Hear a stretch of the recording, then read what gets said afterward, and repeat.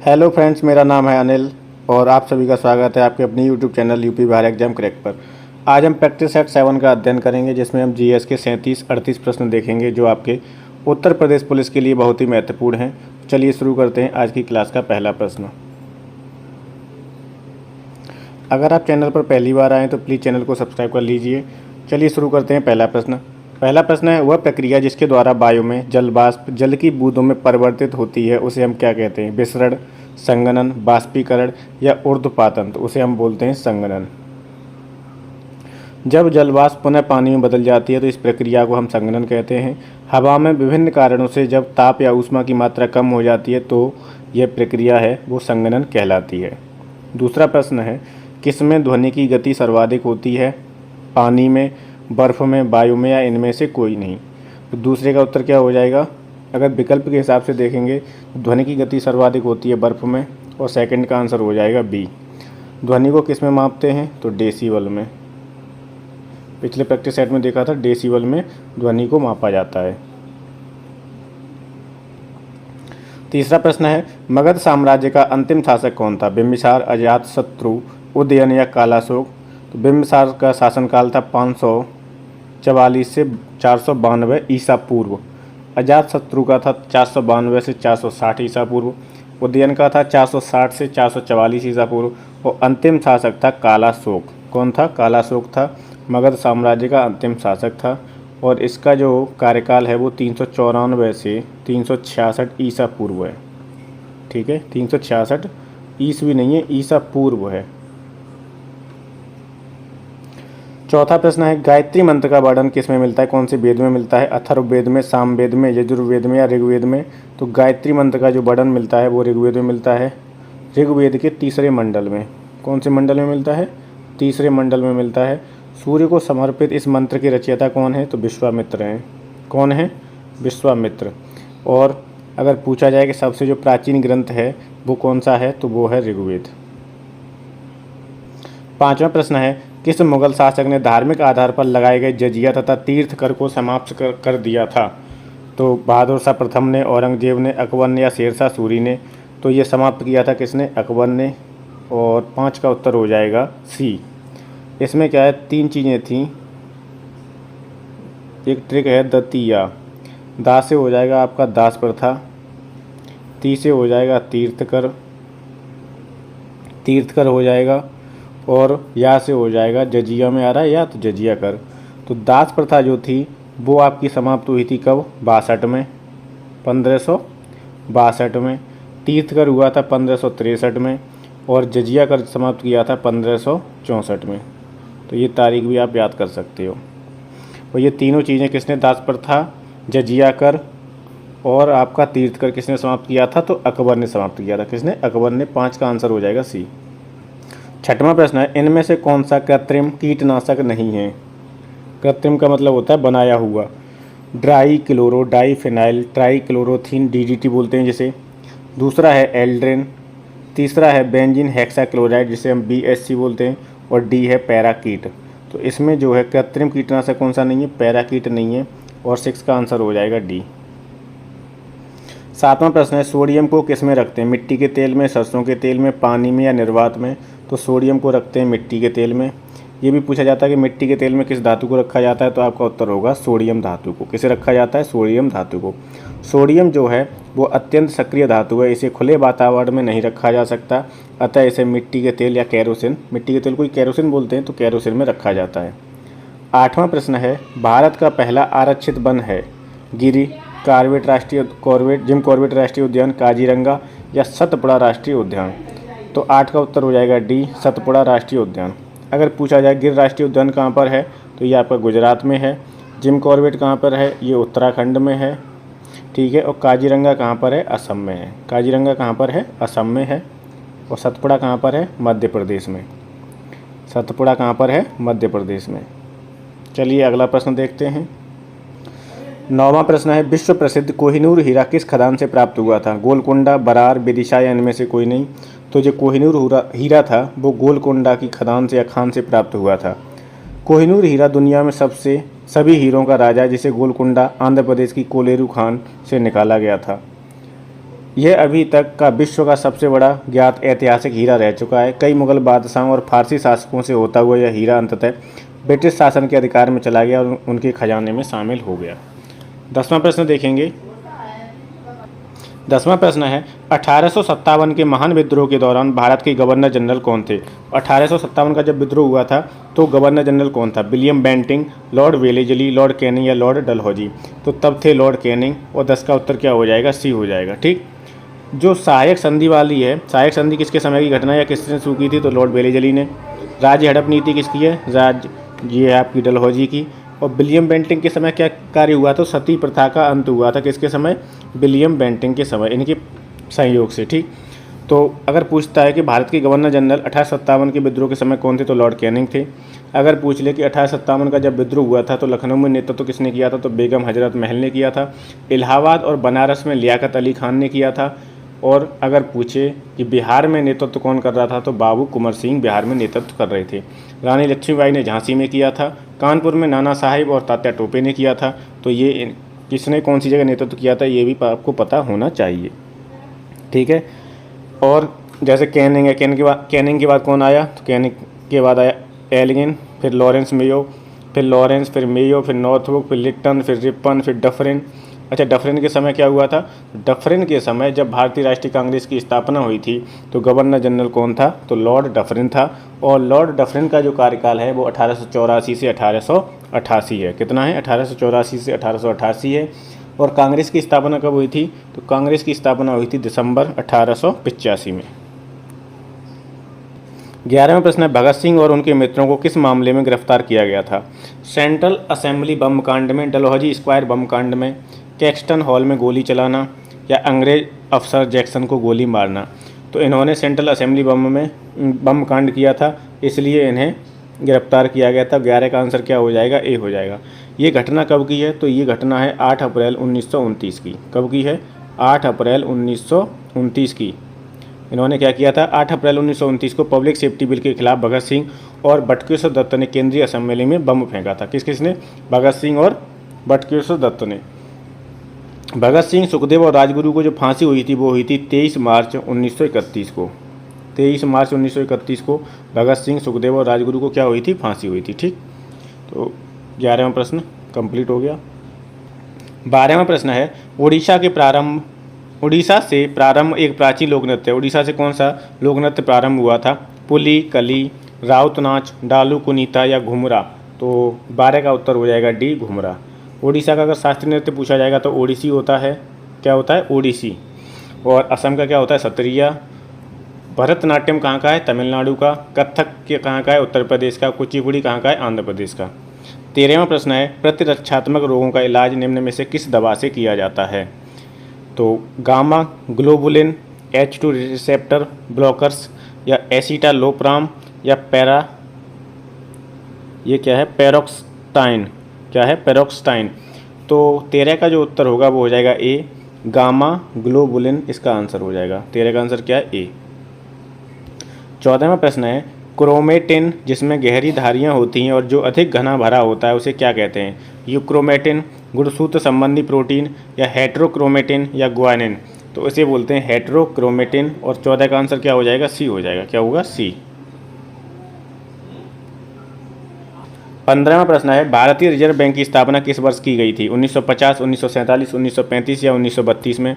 तो भारतीय reserve bank की स्थापना कब हुई थी? 1935 में। भारतीय रिजर्व बैंक की स्थापना हिल्टन यंग कमीशन की सिफारिश पर कौन सा कमीशन था? हिल्टन यंग कमीशन था, इसकी सिफारिश पर हुई थी। हिल्टन यंग कमीशन की सिफारिश पर कब हुई थी? तो 1 अप्रैल 1935 को। कब हुई थी?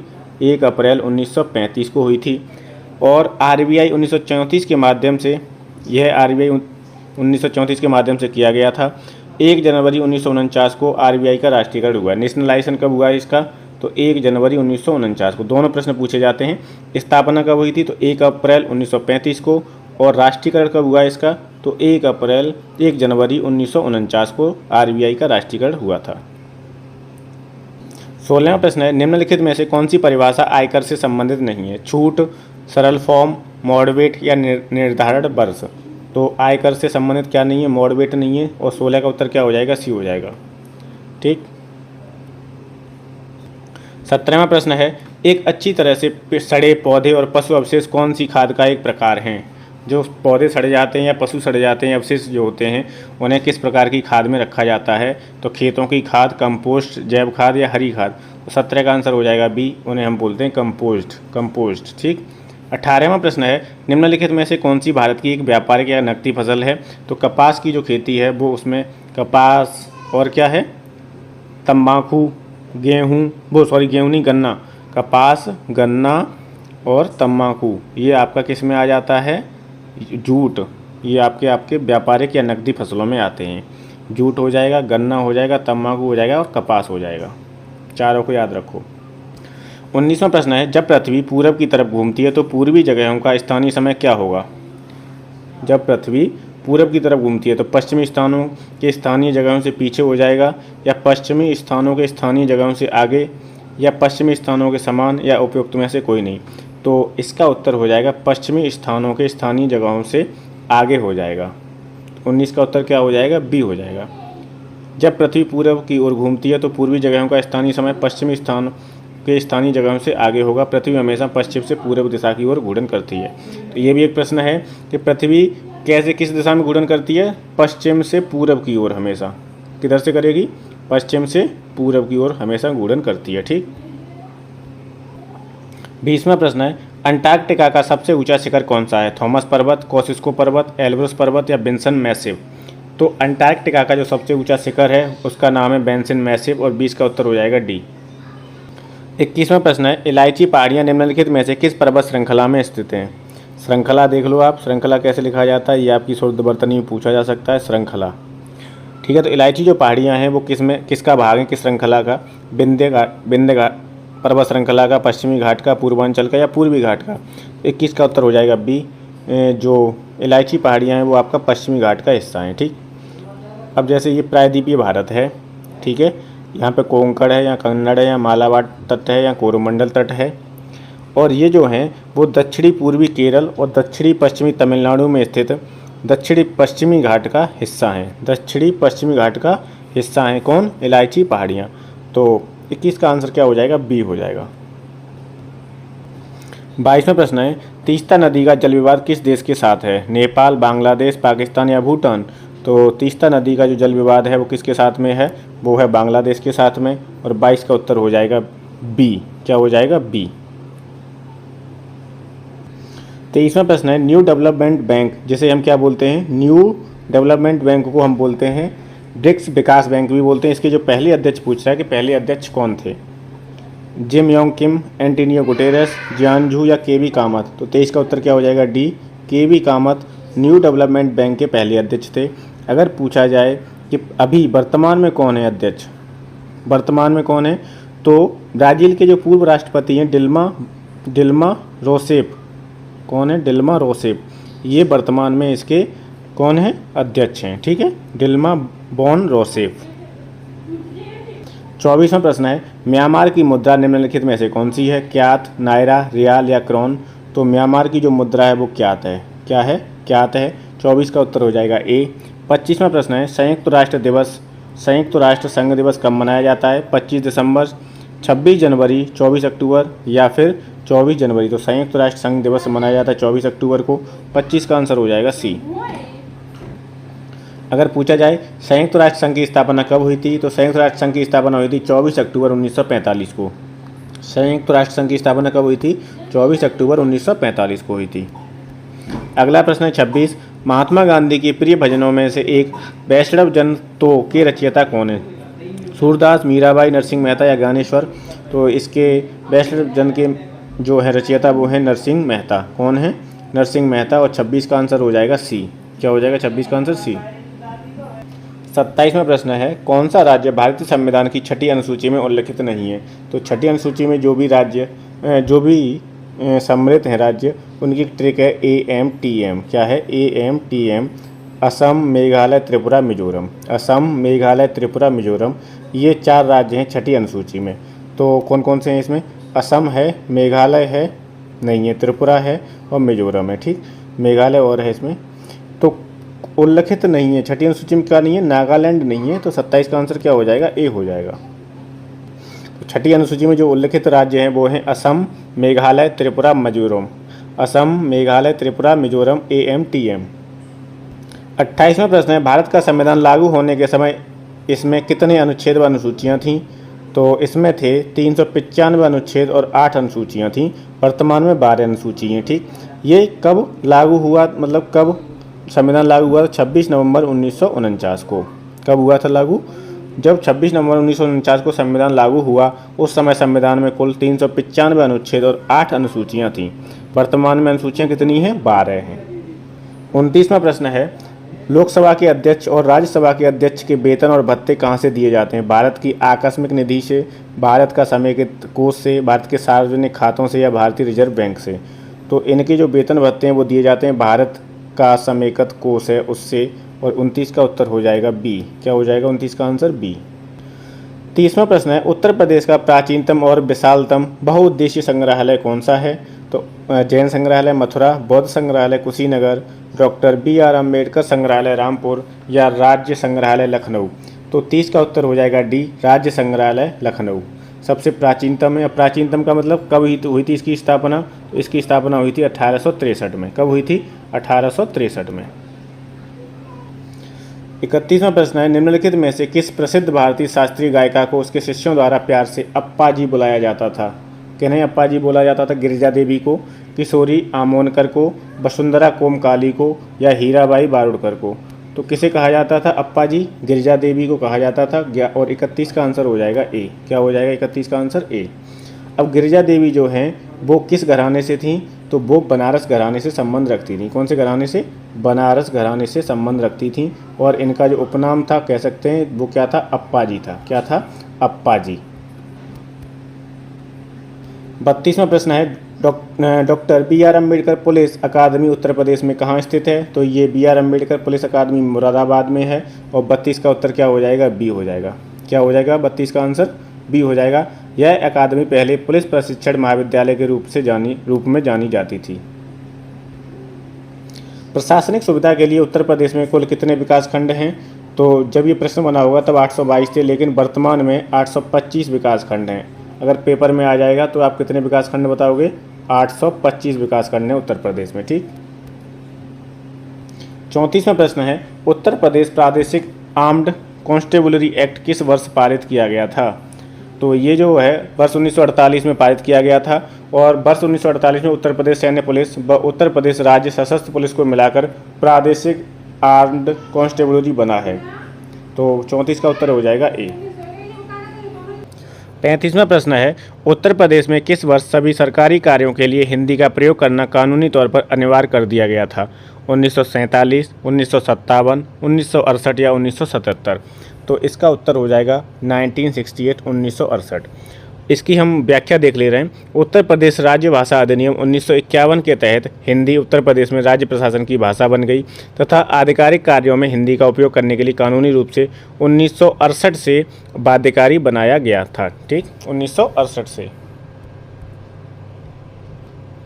36वां प्रश्न है, हाल ही में किस देश की सरकार को चीन ने मान्यता प्रदान की है? तो वो है आपकी अफगानिस्तान की सरकार, उसे चीन ने मान्यता दे दी है। 37वां प्रश्न है, हाल ही में किस देश के सुल्तान भारत की यात्रा पर आए थे? ये सब करंट के प्रश्न हैं तीनों, 36, 37 और 38 करंट के प्रश्न हैं। 37 में कह रहा है तो ओमान के सुल्तान थे हैथम बिन तारिक, ओमान के, ये भारत की यात्रा पर आए थे। और ये जो करंट है ये इंपॉर्टेंट नहीं है तीनों प्रश्न, क्योंकि ये दिसंबर 2023 के हैं, दिसंबर 2023 के हैं।